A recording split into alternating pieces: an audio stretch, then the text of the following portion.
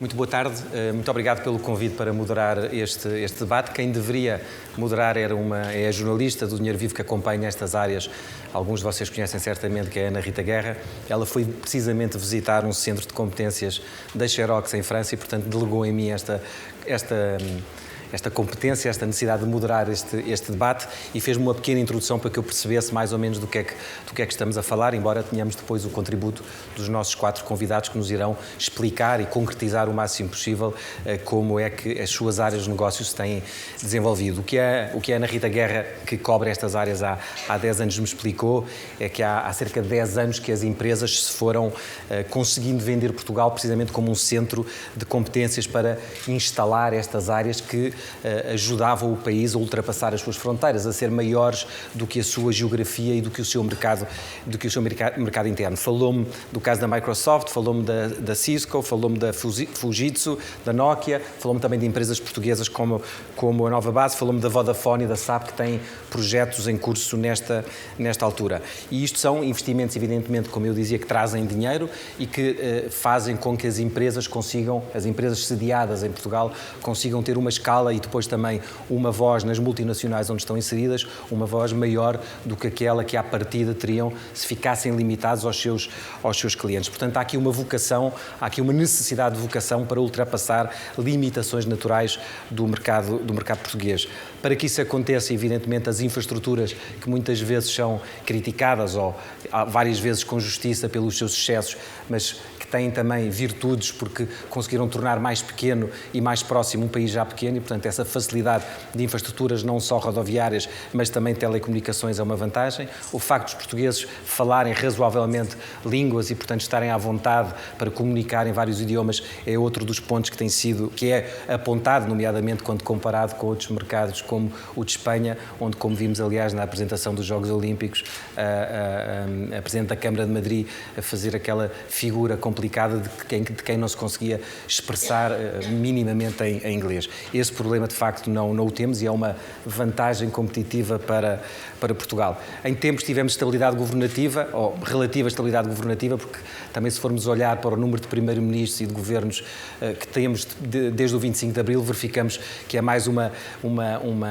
miragem do que a realidade. Temos mais governos do que Espanha, muito mais governos, embora tenhamos, e aí sim uma comparação que nos ajuda, menos contestação social, menos manifestações e menos greves. Embora no último ano e meio ou 2 anos, em parte com justiça, em parte com excessos, tínhamos tido uma inversão desse cenário de alguma tranquilidade social que também ajuda a trazer as empresas para cá, porque sabem que não se vão confrontar com um cenário de constantes piquetes, constantes bloqueios ou constantes greves. E depois temos ainda, finalmente, a ligação às universidades que também se têm vindo a desenvolver. Basta ver nos jornais, nas revistas, a agressividade com que as universidades hoje, públicas e privadas, se tentam colocar no mercado, procuram atrair alunos não apenas para as licenciaturas, mas para pós-graduações, mestrados e valorizando a ligação às empresas, nomeadamente às multinacionais e nomeadamente em áreas tecnológicas, precisamente porque sabem que este é um mercado, como eu disse no início, que se tem vindo a desenvolver e a contribuir para a criação de riqueza em Portugal e a criação de emprego. Isto foi o que eu percebi do assunto, espero ter feito um resumo razoável, embora agora com os nossos 4 convidados, éramos para ter 5, mas só vamos ter 4, que espero que nos concretizem melhor estas ideias genéricas que falei. Temos Carlos Barros, diretor-geral da Fujitsu, que foi responsável pela criação em Lisboa de um dos maiores centros de competência da Fujitsu, emprega mais de 600 pessoas e, portanto, terá aqui a oportunidade de nos contar como é que conseguiu, como é que mantém e como é que pode crescer ou como é que vai conseguir crescer num cenário como o que vivemos. Célia Reis, diretora-geral da Altran, responsável por uma equipa de mais de 500 pessoas, portanto estamos sempre aqui a falar na ordem das centenas de empregos, o que é muito relevante, não são pequenos investimentos, e a Célia, dizia eu, assume também a coordenação dos setores financeiro e administrativo dos países para a Europa do Sul, o que lhe permitirá também dar uma leitura que vá além de Portugal e que nos ajude geograficamente a situar essas vantagens que eventualmente Portugal tem. Temos Guy Chafai, eu disse que me ia enganar, tendo acertado, Guy Chafai, Customer Engagement, isto é mais difícil, Customer Engagement, EMEA Global Customer Marketing e Communications da Alcatel, desde que chegou a Portugal em 98, portanto, na verdade, é praticamente português, participou na criação e no crescimento de vários centros de competências, percebeu que esta era uma área de negócio que lhe interessava também, provavelmente do ponto de vista profissional, para ganhar a tal tal voz que eu falava, para não ficar reduzido à dimensão do nosso mercado interno, que é de facto pequeno. Basta lembrar, embora seja um assunto diferente, basta lembrar que no Porto o Rui Moreira ganhou a Câmara com 44 mil votos e que em Lisboa o António Costa ganhou com 100 e poucos mil votos. Ou seja, estamos de facto a falar de um mercado muito pequeno, e isso reflete depois na faturação e na capacidade de crescimento das empresas perante uma massa crítica tão apertada.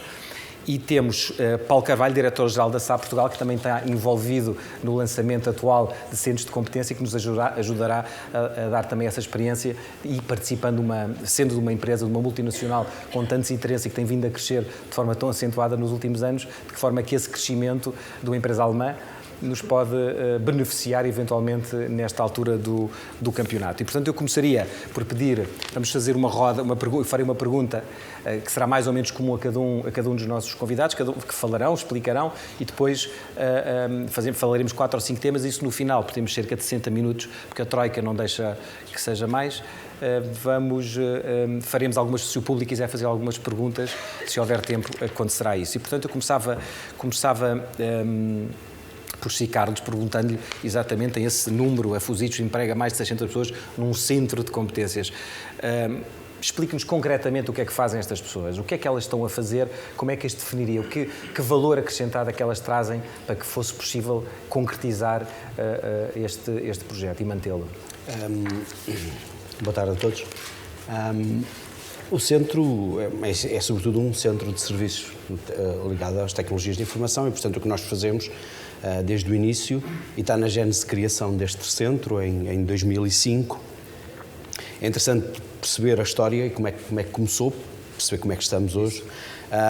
Em 2005 tínhamos uma oportunidade que nos foi criada para dar o suporte a utilizadores de uma grande multinacional petrolífera a nível europeu, e aproveitando o facto de no mercado português haver facilidades do ponto de vista linguísticas, conhecimentos em tecnologias de informação, com esse pequeno cliente na altura, o cliente era muito grande, a operação é que era muito pequena, nós constituímos uma equipa de 12 pessoas. Mas o cliente não chegou a vocês, chegou... Através de uma operação de Inglaterra, neste caso, da Fusitsus em Inglaterra, que, conhecendo as competências e a capacidade do país, lançou-nos este desafio que foi abraçado pela operação portuguesa. Não tivemos qualquer suporte, portanto, foram os colaboradores da Fusitsus Portugal que o abraçaram, que se dedicaram a ele, que o desenvolveram, e a verdade é que essa pequena história em 2005, se a memória não me falha, de 12 pessoas, depois passou a 30, em 2008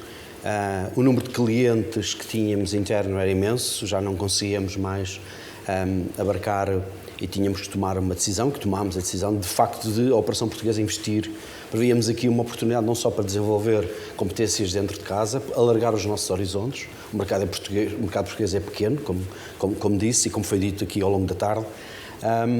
Decidimos nós próprios pedir à corporação autorização para fazer um investimento local sob a nossa responsabilidade exclusiva, e investimos na altura qualquer coisa como 10 milhões de euros, fundos próprios, capitais próprios da Fusitsus Portugal, e hoje, passado este tempo, nós temos 650 colaboradores, 40 não são portugueses, são estrangeiros, a viver cá.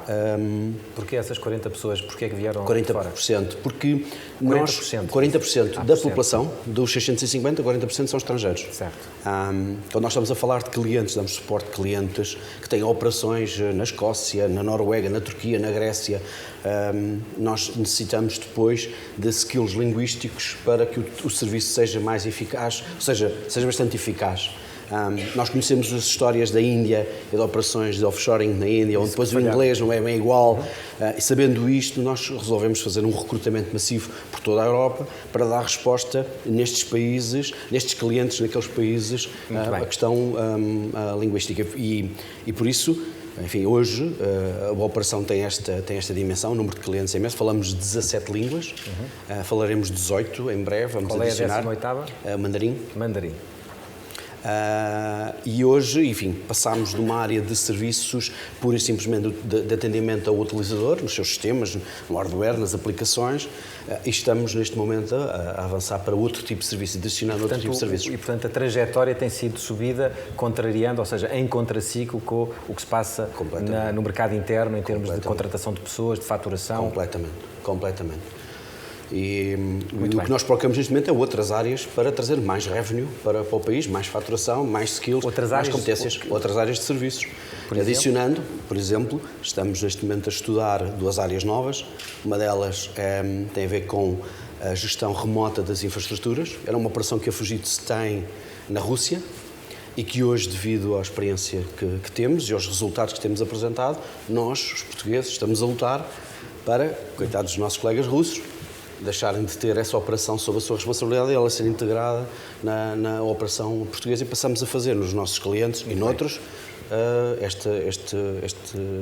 este serviço adicional. Muito bem. Célia Reis, e na Altran tem também 500 pessoas a trabalhar, como eu disse há pouco, coordena os setores financeiro e administrativo nos países do sul da Europa, mas focando nos centros de competência. O que é que faz em concreto a sua empresa e como é que tem evoluído ao longo destes anos, quer do ponto de vista de recursos humanos, número de pessoas que trabalham, número de clientes, como é que tem funcionado? Muito bem. Boa tarde. Eu vou começar por fazer uma pequena correção, não há mal. A minha responsabilidade em termos da região sul é o setor financeiro e o setor da administração pública. Mas o erro foi nosso, porque provavelmente não lhe passámos a informação correta.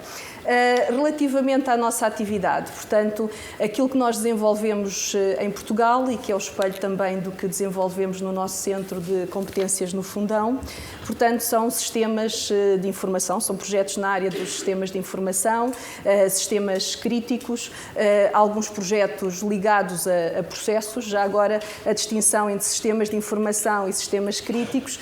Os sistemas críticos continuam a ser sistemas de informação, mas em geral estão mais perto daquilo que é o controle da máquina. Exemplo, sistemas que controlam os aviões, sistemas de segurança que controlam comboios, portanto, só para dar este pequeno esclarecimento. Mas começaram quando a operação e como é que ela tem crescido?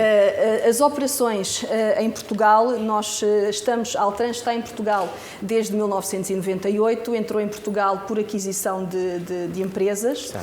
O nosso centro de competência, portanto, deu início, e foi um bocadinho, eu vou também aproveitar para seguir a história do Carlos, começou efetivamente por os nossos colegas terem confiança naquilo que são as operações, na qualidade e confiança pessoal naquilo que são as competências e a qualidade das nossas equipas. Portanto, passou muito por uma relação pessoal, pessoal no contexto profissional do termo, de gerar confiança e de permitir mostrar aos nossos colegas que conseguimos ajudá-los a resolver alguns problemas específicos. E, efetivamente, em 2011, com o nosso presidente, tomou posse, o Sr. Filipe Sal, que esteve na semana passada em Portugal, e ele lançou no mercado uma mensagem muito clara, em que ele tem como objetivo deslocalizar 5% do volume global da faturação do grupo, e na altura, quando ele chegou, pensou na opção óbvia, que é deslocalizar para a Índia.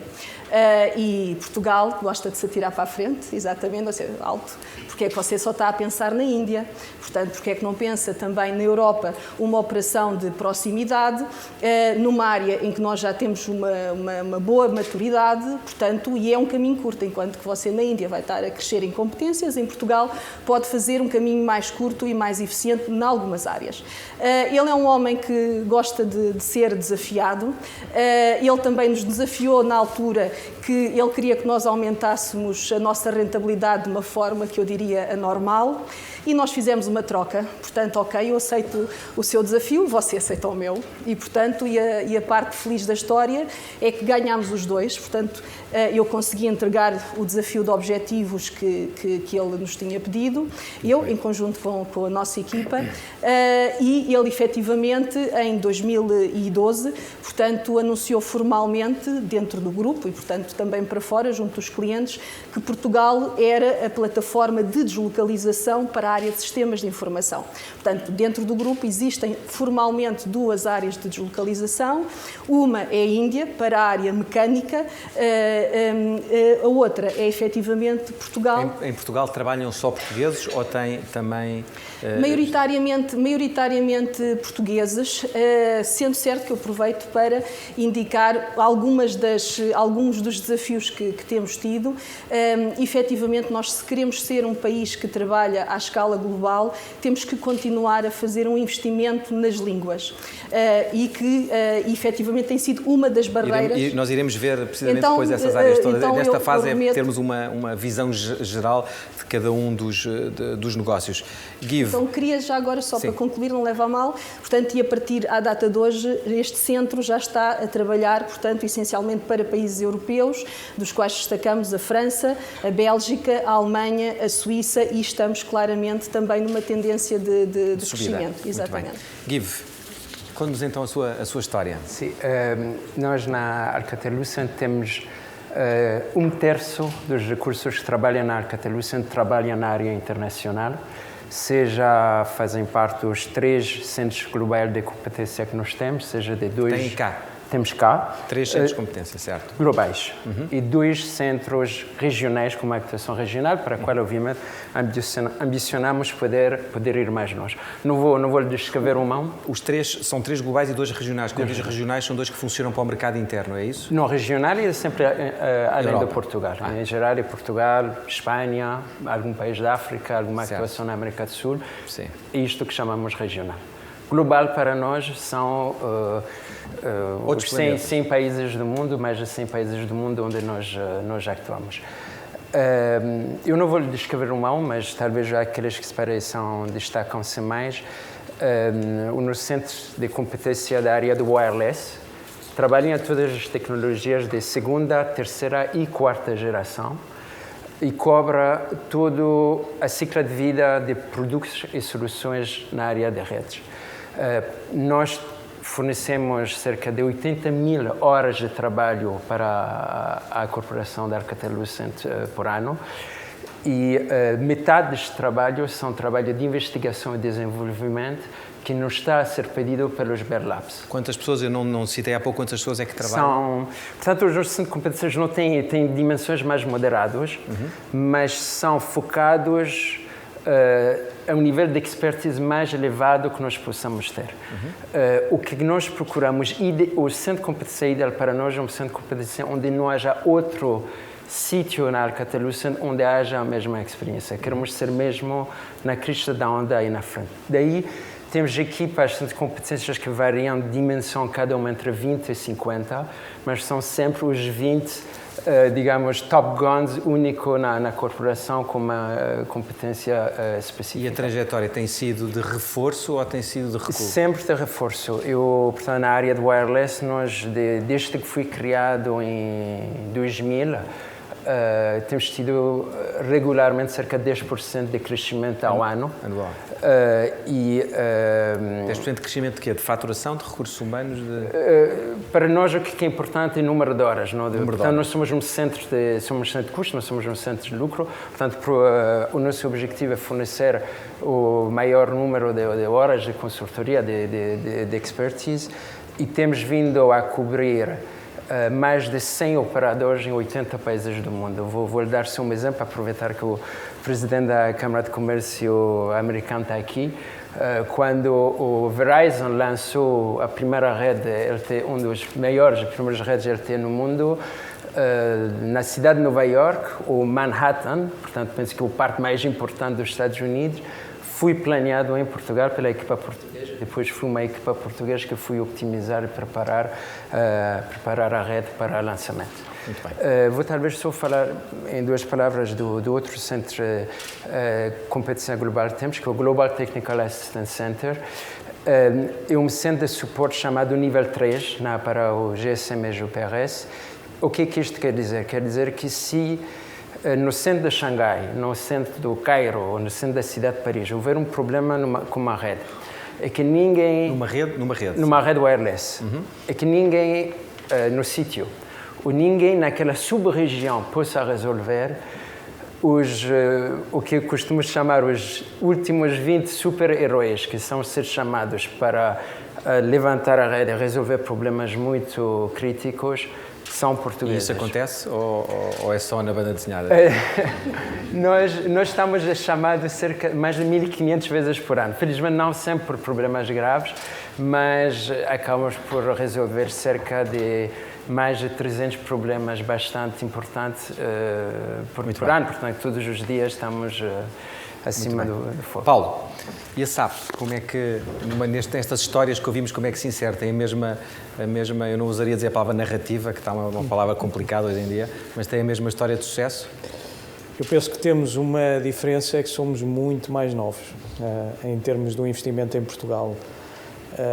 O nosso projeto começou o ano passado, portanto nós inauguramos o Centro de Serviços em junho de 2012 e, portanto, levamos aqui uma trajetória de, ainda não fez um ano e meio, mas de grande sucesso. Eu, indo um pouco atrás e fazendo um pouco a história do quais foram os fatores críticos para a decisão, penso que o André, na sua introdução... Nós vamos analisar os fatores críticos depois da decisão mais à frente. Eu queria mesmo que as pessoas presentes ficassem com uma ideia de exatamente o que é que a empresa está a fazer, a dimensão. Aqui ficámos com estas histórias de Xangai, ficámos com outras histórias, tentámos perceber exatamente o que é que, em que áreas é que está a atuar, quantas pessoas é que estão a trabalhar e já agora, também não perguntei, mas que perspectivas é que tem de investimento nessa área a curto e médio prazo. Muito bem. Portanto, a SAP em Portugal celebra este ano 20 anos de atividade. Portanto, conhece muito bem o mercado. Já no passado houve alguns projetos internacionais, projetos mais pequenos que tiveram grande sucesso, mas de facto esta oportunidade que nos surgiu no início de 2011 e que levou a uma decisão no final de 2011, portanto em novembro de 2011, tem outra escala e outra dimensão, de tal forma que em um ano e pouco de atividade nós duplicamos o número de colaboradores. Portanto, a SAP multiplicou por 2. Quantos são? Nós temos atualmente cerca de 180 empregados, portanto, no centro estão cerca de 90, portanto, tínhamos uma operação de 90 a 100 pessoas. E duplicaram? Na realidade, esta diferença é porque houve cerca de alguns colaboradores que transitaram, mas vamos terminar o ano com 200 pessoas, talvez um pouco mais. No centro, mais de 100, portanto, até ao final do ano. Mas como é que se explica? Vimos aqui, por exemplo, que o Carlos Contones começou em 2005 e que teve a ideia que surgiu esta oportunidade de fazer este negócio cá. Porquê é que demorou tanto tempo a SAP, que está instalada no mercado português há muitos anos? Nestas empresas, portanto, estamos a falar de corporações muito grandes. A SAP tem hoje 65 mil empregados, está presente em 150 países. Há um fator de concorrência muito grande entre os vários países. E tínhamos que encontrar a oportunidade certa em áreas onde realmente o país pudesse competir e pudéssemos ter a certeza que era um projeto sustentável. Portanto, nós não nos interessava, por exemplo, áreas de back-office ou de shared services. Porquê? Porque queremos que aí há outros mercados que hoje em dia são tão ou mais competitivos que em Portugal. Competitivos em termos de quê? De preço? Também. E de acesso a outra escala em termos de mão de obra. Nós interessávamos, de facto, encontrar áreas de grande valor, áreas onde pudéssemos ir buscar o topo da pirâmide e onde Portugal pudesse competir não só no acesso à mão de obra qualificada, porque a temos, mas depois, de um ponto de vista da entrega desses serviços, pudéssemos ser competitivos. Eu costumo dizer, nós não queremos ser low cost, queremos ser right cost, e estamos a conseguir fazê-lo. Portanto, é um projeto, para lhe explicar o contexto, portanto, a SAP é uma empresa que produz software, a implementação desse software pode ser feita por empresas que são nossos parceiros de negócio. A SAP, em alguns mercados, tem ela própria também uma vertente de implementador, sobretudo em mercados emergentes, onde há menos recurso a mão de obra especializada. Controla melhor o processo. Controlamos melhor o processo e, por outro lado, também estamos a introduzir no mercado um conceito diferente de serviços de menor duração E portanto, este tipo de serviços estavam espalhados pelas várias subsidiárias e, portanto, quando se tomou a decisão de criar centros que agregassem estas competências como centros de nearshore, não de offshore, há uma grande diferença, que talvez se tiver a oportunidade gostava de falar sobre isso. Para nós foi a oportunidade de poder concorrer, portanto, assumir o nosso interesse e para isso contribuíram vários fatores. No negócio normal da SAP, o negócio, a venda de software, como disse, se compararmos, se colocarmos em 2 pratos da balança este negócio do centro de competências que se vira para fora, que trabalha para o exterior, e o negócio que depende do mercado interno, do ponto de vista de faturação, qual é a diferença? Nós temos portanto, temos uma única empresa e, portanto, fizemos questão que assim fosse. Mas qual é mais Mas temos duas operações que têm lógicas diferentes. Portanto, a lógica do centro de serviço é uma lógica de exportação, onde vamos, obviamente, tirar mais-valias e vamos procurar que as empresas portuguesas tirem também algumas mais-valias do facto de haverem essas competências no país. Mas eu costumo dizer que em 5 anos gostávamos de exportar mais do que importar e eu acho que é possível, não decrescendo em Portugal. Ou seja, o que está a dizer no fundo é estar menos dependente do mercado interno e ser de facto um exportador. Não, significa mudar a matriz da empresa. Repare, quando hoje em dia temos em Portugal já hoje mais pessoas a trabalhar para o mercado fora do que para o mercado interno, eu acho que isso muda a matriz da empresa, também cria outras oportunidades, ajuda-nos a gerir talento, a cruzar esse talento e sobretudo a expor para o que são as empresas e organizações portuguesas, se calhar competências, ativos que dificilmente conseguiriam ter se esses centros de competência se este centro de competências não tivesse em Portugal. É óbvio que neste ano vai representar a operação portuguesa da SAP, é uma operação, eu diria, à escala global na empresa pequena, mas na proporção da economia do país grande, porque é uma operação, diria, madura.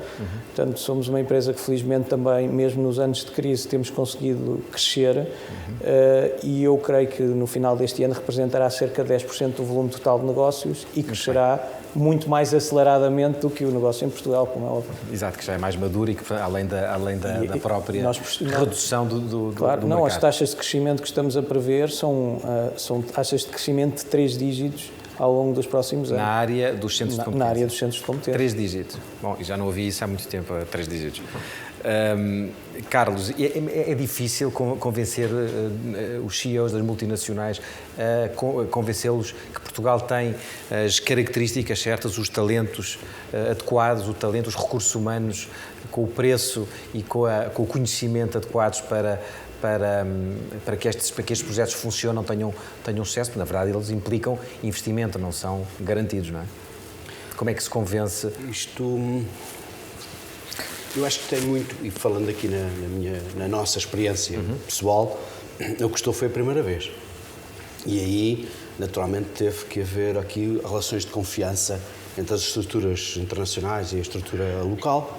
É muito importante que as operações locais tenham... Então, primeiro faz uma operação piloto mais pequena para convencer... Exatamente, para convencer que depois os resultados levam a que, no nosso caso, não foi investimento, permitam que a operação continue a investir.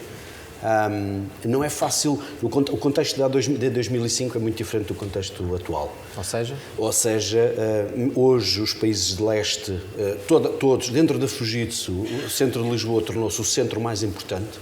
Eles são 4 grandes centros a nível mundial. O de Lisboa é considerado o role model para todos, é o backup de todos os outros e é de onde o resto das operações vêm buscar recursos para fazer melhorias nos seus centros. Certo, mas no início, antes desse processo, qual foi, que cartas é que se teve que jogar para que de facto o investimento fizesse sentido e quais eram, que características é que existiam? Era o preço, ou seja, quando eu falo de preço, falo dos salários, da competência? Não foi o preço, foi a competência, foi a disponibilidade de recursos do ponto de vista dos skills disponíveis e os skills linguísticos, questões muito simples como as questões climatéricas. Nós temos um país, não é só pelo sol, nós não temos grandes nevões, há bem pouco tempo um dos nossos centros os nossos colegas tiveram 4 dias impedidos de chegar ao centro porque o nevão foi tão grande que ninguém conseguia chegar ao centro. Portanto, nós temos aqui, não é tanto o custo, é mais os skills, as competências linguísticas e a atitude de serviço. Nós, por natureza, somos um povo que gosta de receber bem. Recebe bem, e isto é muito válido. Nós recebemos bem, tratamos bem. E quando se está a prestar um serviço desta natureza e a situações absolutamente críticas, quem sabe servir faz a diferença. E nessa altura foi necessário, com esse pequeno piloto, provar que todas estas competências tudo isto estava reunido num sítio só, okay? E que permitisse depois criar a confiança para poder alargar. Hoje em dia, com a visibilidade que tem, com facilidade, nós vemos outros países a querer, e há bocadinho a Célia falou nisso, outros países dentro da nossa organização a querer a mesma coisa. E os países que estamos a falar, neste caso, são os países de leste, é isso? Países de leste e não só. Os meus estimados colegas espanhóis, por exemplo, estão desesperados para ter um centro deles. E estão a tentar também encontrar o seu espaço para ter o seu próprio centro. E como é que eles conseguem concorrer? Ou seja, qual é depois o que é que fará a diferença no momento da decisão de incrementar uma operação como a portuguesa, em Lisboa, ou onde for, ou a certa altura fazer desviar a aposta para o outro lado da Península Ibérica? Há duas coisas que acontecem. Primeiro, também eles são sujeitos a pilotos e os resultados dos pilotos o determinam. No caso dos meus colegas espanhóis, não tiveram esse sucesso, fizeram pilotos. Para correr-se mal. E, portanto, não ajudei nada, mas, enfim, mentalmente alguma coisa deve ter acontecido. Mas depois há, nomeadamente nos países de leste, e nós recentemente, nós estamos a viver um fenómeno, nos países de leste, por exemplo, no caso da Polónia, é um caso muito típico, que absorve também operações desta natureza. O governo está por trás das operações, os governos locais e os governos centrais. Dão muito apoio. E isso, do ponto de vista de quem gera, por vezes é determinante. Nós iremos discutir depois ainda temos mais algum tempo. É um fator determinante, certamente, das línguas, mas iremos abordar a parte dos governos, tentando olhar também para a parte fiscal e para a parte laboral como se enquadra. Célia, a sua experiência nesse sentido de conseguir trazer para cá estes serviços e conseguir competir com outros países, perguntava-lhe que países é que concorrem, no seu caso, consigo, que mudanças é que tem visto nos últimos 2 anos em que a busca de emprego, a necessidade de criar emprego é de facto uma prioridade de todos os países, não é? Não é só apenas português, embora nós tenhamos um desemprego elevado, mas em Espanha está nos 26% ou 27%. Qual é a sua experiência nesta área? O que é que faz com que uma proposta portuguesa seja mais vencedora do que uma feita em Madrid, por exemplo? Voltava a tomar o ponto da confiança e dos resultados.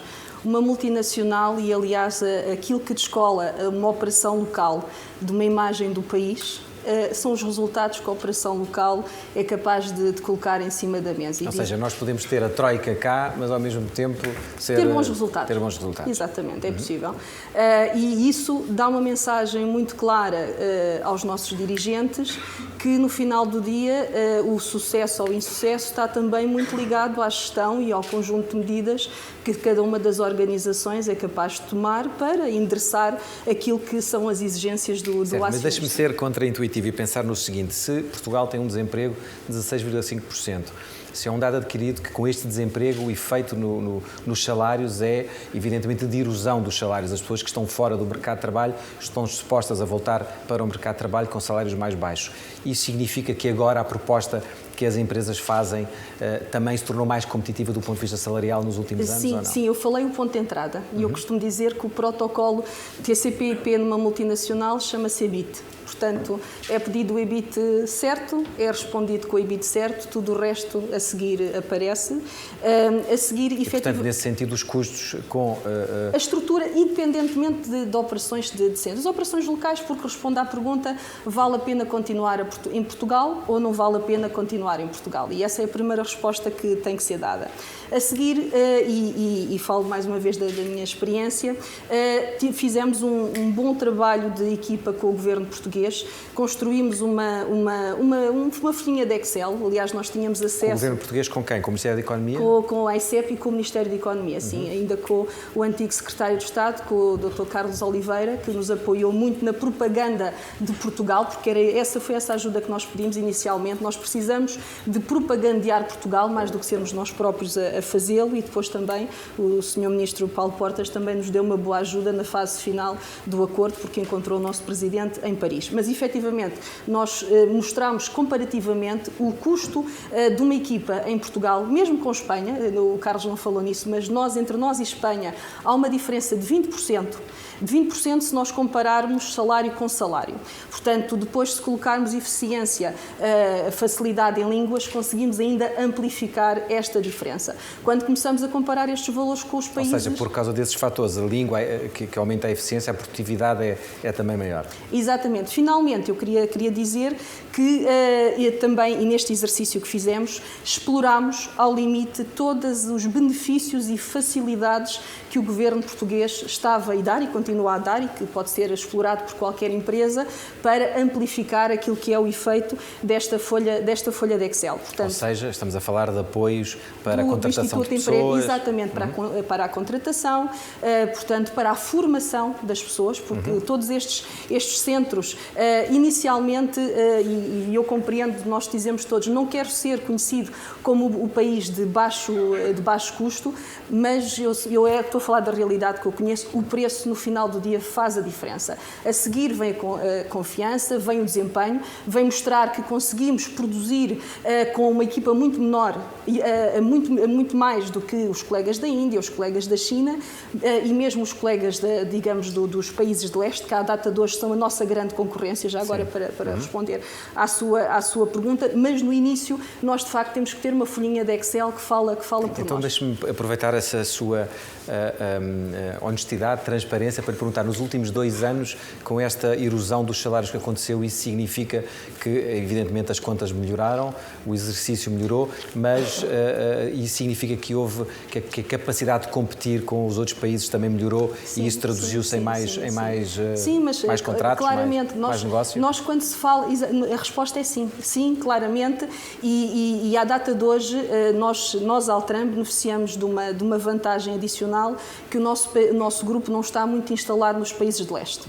Está a iniciar essa instalação, portanto, está a começar a desenvolver as operações lá, o que nos dá aqui o tempo, efetivamente, para crescermos e aumentarmos a tal capacidade, competência, excelência inquestionável, mesmo evoluindo para outras áreas de maior complexidade, como são temas de R&D, como os colegas aqui da Alcatel estão a fazer, pelo que, quando os outros estiverem preparados para produzir, o nosso nível de eficiência, o tipo de complexidade dos projetos que conseguimos endereçar... Neutraliza o efeito preço, ajuda a neutralizar. Exatamente. Muito bem. Exatamente. Gui, mas o facto de Portugal estar sobre, enfim, resgate, e tem mais um ano, pelo menos, pela frente, provoca algum tipo de desgaste nessa imagem de Portugal, visto que ouvimos aqui que a necessidade de vender Portugal é importante, ou seja, de vender o país como um país que tem as competências técnicas, que tem as pessoas certas, que tem até as condições climatéricas, pelo que eu percebi, ideais, para que não existam intrusões no negócio. Eu diria faz parte das conversas, o que lhe pergunto é muito concreto, faz parte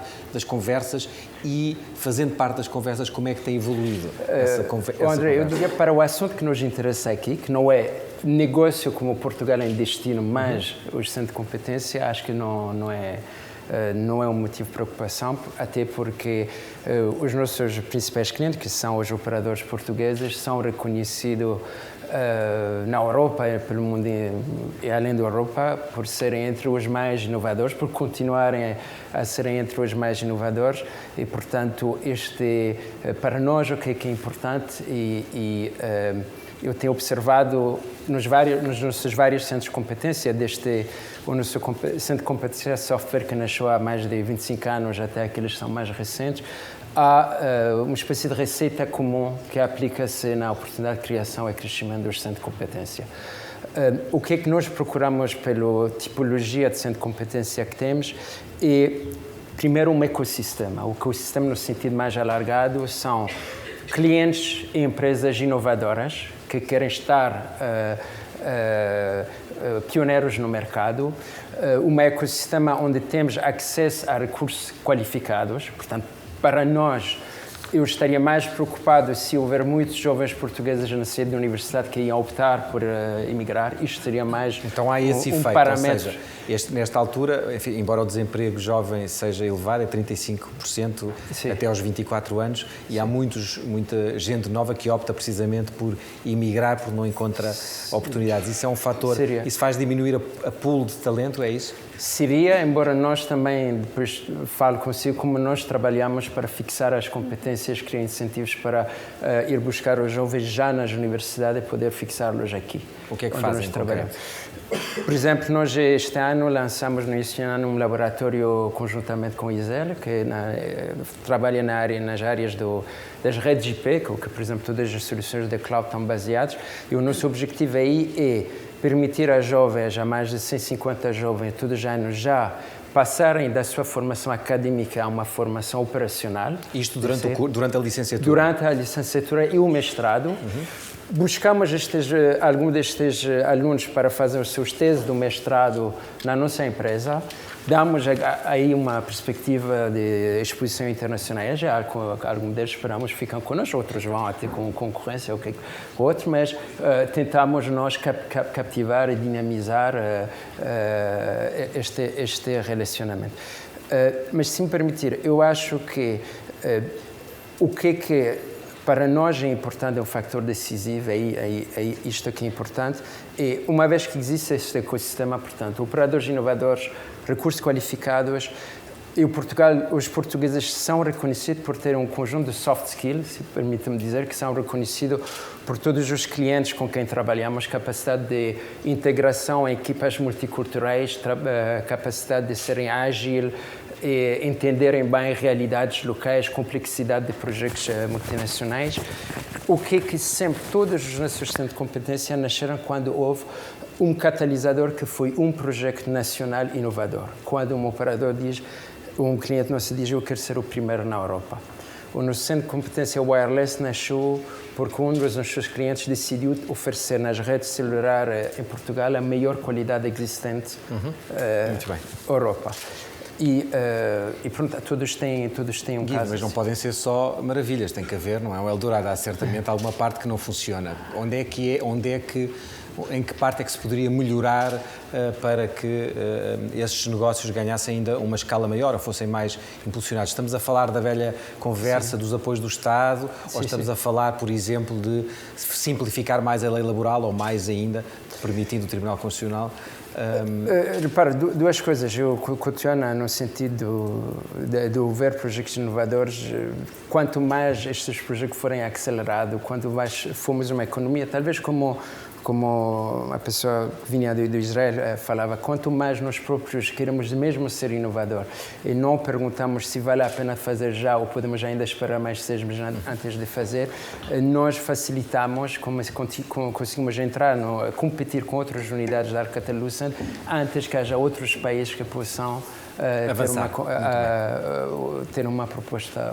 Paulo, eu gostaria de perceber, enfim, porque ainda não é claro para mim, se desse ponto de vista, ou seja, se do ponto de vista da lei laboral, da lei fiscal que existe, que está permanentemente em discussão, agora mais do que nunca, porque é provável ou possível que o Código de IRC seja revisto e alterado, esses fatores são determinantes para este tipo de investimento ou estamos a falar de pequenos ganhos marginais que acabam por não ter grande impacto no negócio?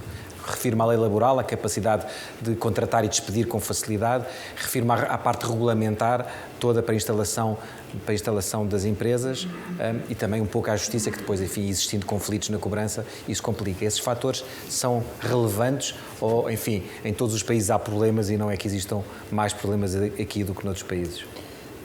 São certamente relevantes para a maioria dos negócios, mas no nosso caso, na natureza do investimento que estamos a fazer e no nosso modelo de negócio tem menos impacto. Bom, começando, por exemplo, pelo tema da lei laboral. Uma empresa que está há 20 anos no país conhece perfeitamente o que é que o país tem e sabe lidar com isso. Posso lhe dizer que nós tomamos a iniciativa de não fazer contratos a termo. Portanto, todos os colaboradores que nós contratamos têm contratos sem termo, porque estamos numa faixa de profissionais em que a motivação e o desejo pelo projeto conta muito. E, portanto, desculpa aplicar o termo estrangeiro, mas o attrition também é desejável e acontece naturalmente, e há muito poucos casos onde realmente existe a dificuldade de uma... Quando o atrito, como diz, é desejável, o que é que quer dizer em concreto? Não, quer dizer, o attrition significa a rotação, a saída de pessoas. Sim. Há sempre, ou seja, uma a procura, o nível de exigência é alto e, portanto, as pessoas saem pelo próprio pé. Exatamente. Portanto, isso acaba por acontecer naturalmente. Depois... Portanto, não sentem como bloqueio a parte laboral. E a parte fiscal? Depende muito também da natureza do projeto. Os nossos clientes são outras subsidiárias da empresa. Portanto, nós temos clientes internos. Na realidade, nós não vemos assim. Nós falamos sempre dos clientes internacionais. Hoje em dia estamos a trabalhar para empresas como a McLaren ou a Jaguar na Inglaterra, ou para a Turkish Airlines, ou para a Sonangol, mas na realidade os nossos clientes é a SAP África ou a SAP UK, e isso torna muito mais fácil toda a componente de relação de negócio. E obviamente que estas empresas têm... No fundo, o que eu queria perguntar era se perante esta lei laboral que existe, se há facilidade de ir buscar os recursos certos e depois de os afastar quando eles deixam de ser necessários, porque aquele skill em particular deixa de ser tão necessário e passa a ser outro, se essa mobilidade existe ou se é chave, ou seja, se pode melhorar mais para que de facto essas empresas possam ter versatilidade para responder aos desafios. Quanto mais qualificado é o posto de trabalho, menos crítico é que a lei, digamos, seja tão determinante nessa mobilidade. Pelo menos é essa a nossa experiência. E a parte fiscal? Sabemos que, enfim, o nível de impostos é muito... Repare, se nós tivéssemos que lidar e exportar num ambiente diferente, nós quando exportamos para... digamos, clientes internos, isso torna-se muito mais fácil porque a própria empresa tem esses mecanismos estabelecidos. Não quer dizer que não tenhamos concorrência. É curioso porque a nossa concorrência, todas as empresas são diferentes, não é? Portanto, nós conseguimos fazer uma coisa que foi, à partida, eliminar alguma concorrência, porque, por exemplo, determinámos quais seriam as áreas de especialização que estariam no país. Nós quisemos, em Portugal, ter os dois extremos. Queremos ter áreas maduras, onde sabemos que os recursos existem e já fizemos muita vez em Portugal, por exemplo, áreas de recursos humanos ou áreas financeiras, portanto, o chamado back-office da empresa, onde a SAP é mais conhecida e havia grande disponibilidade de mão de obra e especializada. Segundo, ir para áreas de maior inovação da empresa, por exemplo, áreas de bases de dados in-memory ou mobilidade, que são as áreas que a empresa mais cresce e que são as áreas que também nos vão dar futuro. Por outro lado, estamos a fazer uma coisa que eu acho que é muito importante, é criar uma estrutura de recursos, como criámos tudo desde o início. Portanto, nós não tivemos legacy, conseguimos fazer o que dizem as boas práticas numa equipa de serviços ou numa área de serviços. Por exemplo, conseguimos criar quase a pirâmide ideal de recursos. Nós hoje temos 70% das nossas pessoas são o que nós chamamos young professionals, são pessoas que têm até 4 anos de experiência. Portanto, tem menos de 30 anos, menos de 27. Nós descemos a nossa idade média da empresa de 38 anos, que já era jovem, para 31, o que é fantástico, e vê-se o impacto. Mas porquê é que o fizeram? Porque é absolutamente crítico. Hoje em dia encontramos realmente em Portugal uma janela de oportunidade, porque as universidades, sobretudo nas áreas que nos interessa contratar, nas engenharias. Na gestão, na economia, profissionais muito qualificados e com desejo enorme de triunfar e de fazer diferente e de ganhar experiência. O nosso projeto é verdade que é muito aliciante, quer dizer, oferecer a um jovem licenciado ou mestrado a oportunidade de trabalhar numa empresa, não deixar o seu país, mas ter uma experiência com empresas em mercados externos e em tecnologias, digamos, de ponta, e mais com um emprego que é estável, é de facto extraordinário. Portanto, nós achamos que vale a pena e, obviamente, combinar isso com experiência. Dar-lhe também um indicador importante que é a formação. Nós estamos a investir uma média de 5.000 euros em formação por cada pessoa que contratamos. Portanto, isso significa que estamos a criar, de facto, uma equipa extraordinária, de grandes competências e, portanto, também quando fazemos um contrato sem termo, estamos a dizer à pessoa és importante, confiamos em ti e o teu trabalho não é precário, portanto, nós queremos que tu continues cá. E, portanto, isso revela-se muito... Nós estamos a falar, portanto, de 1000 euristas, não é? Estamos a falar de pessoas com salário mais elevado. Repara... Refiro-me a esses recém-licenciados. Não posso nem devo aqui falar sobre... Poder pode. Sobre os salários. Nós temos... É óbvio que o nosso mercado, o custo unitário de trabalho baixou nos últimos anos e baixou para todos. Baixou para todos. E, portanto, hoje em dia é muito competitivo.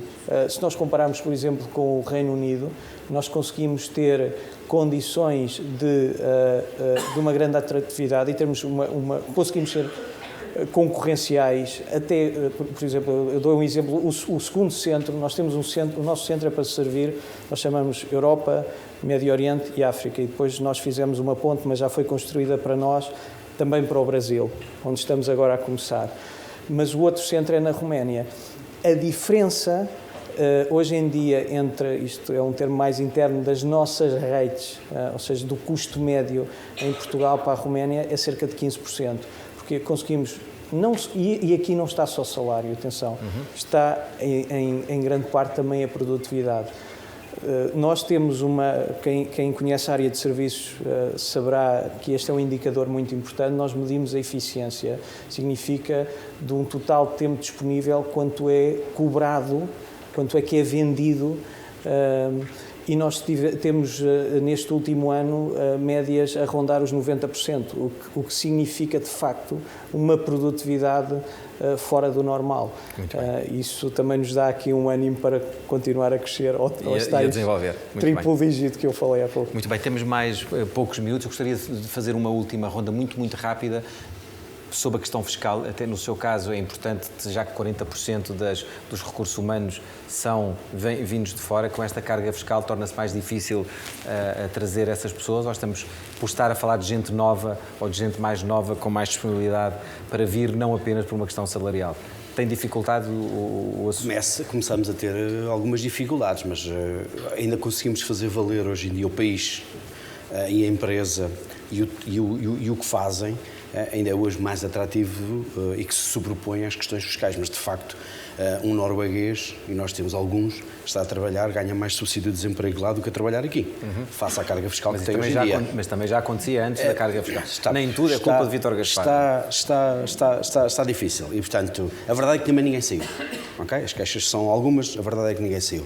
Eu acho que nós temos condições únicas para atrair este tipo de profissionais, mas devemos nos preocupar muito com os nacionais e com os portugueses. Sofrem cá, vivem cá, okay? Os outros têm sempre a saída, voltar para a casa dos pais. O que é que isso significa? Que privilegiam na contratação pessoas? Naturalmente. Nós privilegiamos na contratação portugueses que tenham skills linguísticos adequados e com alguns conhecimentos tecnológicos também, e é esses que nós privilegiamos em detrimento dos outros. Agora, quando temos que abrir e temos clientes que têm uma operação na Turquia, é difícil encontrar portugueses a falar turco. Por acaso encontramos 14. Mas se eu precisar de 25, não os tenho. Nós temos, neste momento, temos um outro desafio, que é a língua francesa. Nós, a determinada altura, nós temos... os clientes franceses são muito exigentes ao nível da língua francesa, mesmo muito exigentes. E havia dentro da organização, e portanto nós que estamos no mercado, fomos esgotar praticamente o mercado a esse nível, não é? O que nós fizemos, havia dentro da organização uma ideia de temos que criar um outro centro para os franceses noutro sítio. E antes que isso nos fugisse das mãos, o que nós fomos a Marrocos e abrimos nós um centro em Marrocos e pusemos-lo a reportar a Portugal. Okay?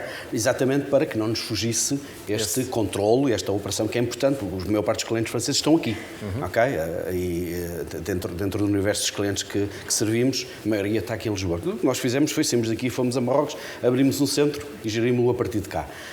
E funciona bem? E tem estado a funcionar bem, estamos a dar os primeiros passos, os primeiros clientes já estão a ser servidos lá, muito bem. A partir de lá, mas estas são as dificuldades que vamos encontrar e temos que ultrapassar. Célia, muito rapidamente, e as universidades, enfim, já que vocês são recrutadores e têm essa necessidade de mão de obra muito forte e, portanto, e constante, com projetos que vão surgindo e implicam uma contratação imediata, as universidades querem saber as vossas necessidades? Há algum tipo? Tem melhorado essa comunicação? Muito. Para além do exemplo que o colega de Alcatel já referiu, eu gostaria de enaltecer as várias universidades com que trabalhamos, mas em particular a Universidade da Beira Interior, que nos tem estado a apoiar, digamos, no nosso centro, e nós literalmente o que temos à data de hoje, com a Universidade, com o Instituto de Emprego e Formação Profissional, estamos a estender aquilo que é a formação das pessoas, no sentido de as pré-integrar naquilo que são as nossas metodologias e também na língua francesa.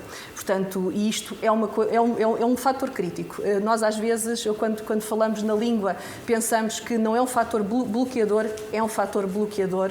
Nós não optámos por Marrocos porque somos teimosos e achamos que o tema tem que ser resolvido em Portugal, até porque, como foi dito há pouco, França é o segundo ou terceiro parceiro mais relevante. Não faz sentido que Portugal não recupere, digamos, as suas raízes francófonas e todos nós saibamos falar, para além do inglês, também o francês. Portanto, de facto, a universidade tem sido um apoio, inclusive eles têm feito processos massivos de recrutamento connosco para compreenderem as tais soft skills que fazem a diferença. O que é que isso significa? Soft skills são... Não, isso sim. O que é que tem...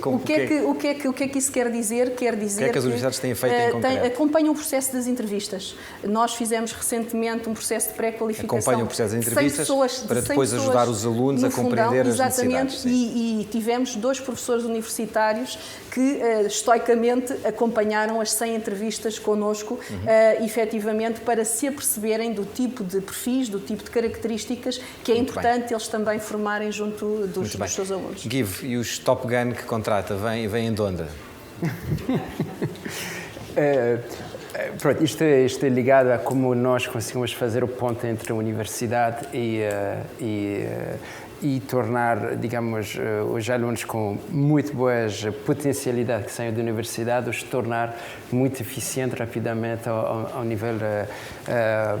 nível operacional, porque o nosso brand interno na corporação é mesmo de ser a unidade que tem os recursos mais qualificados. E por isso que nós investimos bastante na formação dos novos engenheiros. Se acumulamos, digamos, o custo financeiro, o investimento financeiro para a empresa, que, digamos, acumulamos a formação, o tempo que permitimos aos novos recrutos de trabalharem, a se formarem, a serem enviados apenas para acompanharem os projetos. No primeiro ano, nós investimos cerca de 30 mil euros em cada novo engenheiro. 30 mil euros em cada novo engenheiro que entra na nossa equipa. E o que achamos que deve ser trabalhado e facilitado, como o André falava de questão fiscal, que eu vi que era um tema que era interessante, era tudo que nos permite facilitar, de poder passar, investir na formação contínua e de permitir rapidamente passar um jovem com uma qualificação académica a um profissional operacional com experiência é bem-vindo, porque a economia acelera quando nós estamos chamados pela empresa-mãe e para poder oferecer uma solução, ter já as pessoas qualificadas, poder comprometer-nos a aumentarmos o nível de competência. Eu fui ainda hoje chamado para estudar como eu podia criar um centro de competência de 4ª geração para a América do Sul, mas estou a competir com a China versus 15, 20 engenheiros já formados. Por isso, são este tipo de desafio que nós temos de poder responder.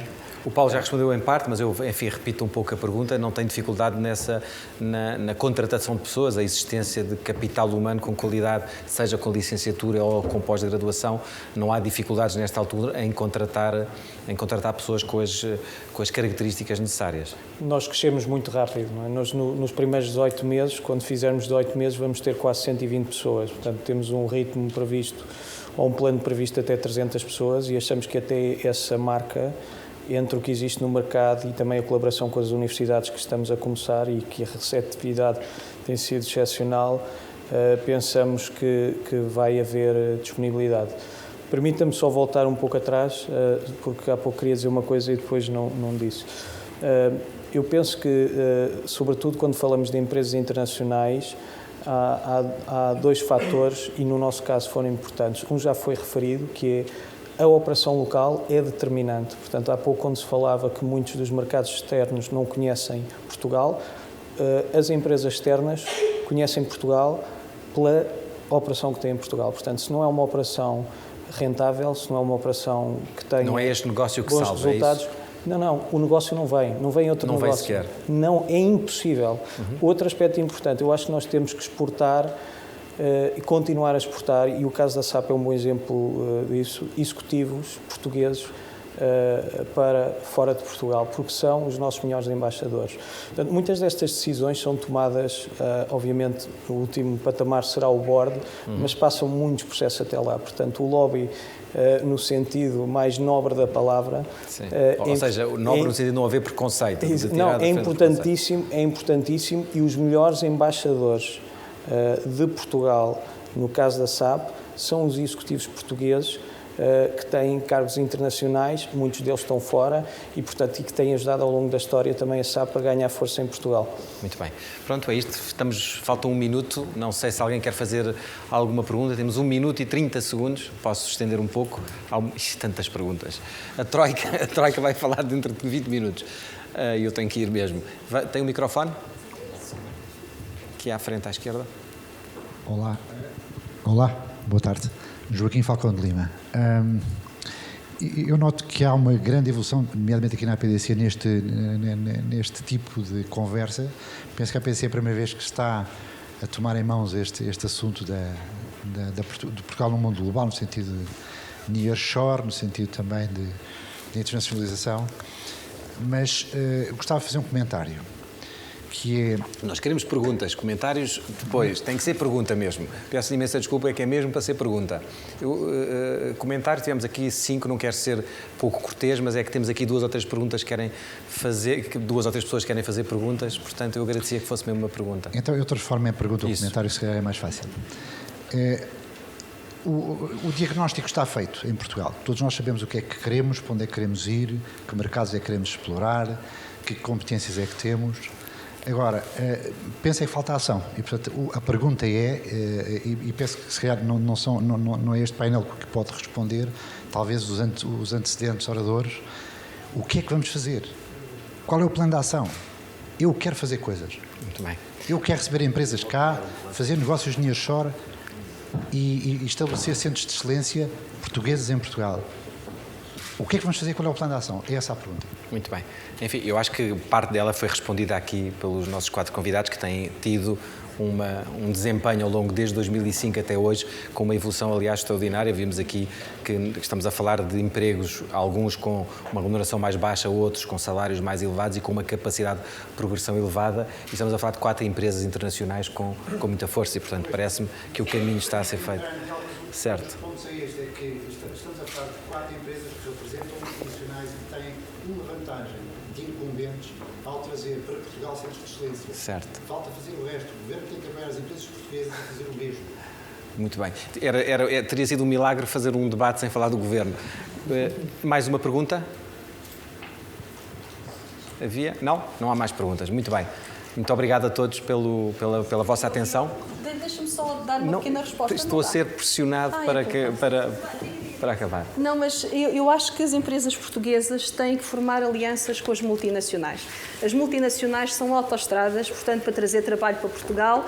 Nós, portugueses, temos muita mania de trabalhar no nosso cantinho. É um erro. Portanto, se quer uma resposta rápida, pragmática, eu carrego nessa cassete cada vez que estou com o governo. Portanto, digo, vocês têm que incentivar a ligação entre as empresas nacionais e as multinacionais.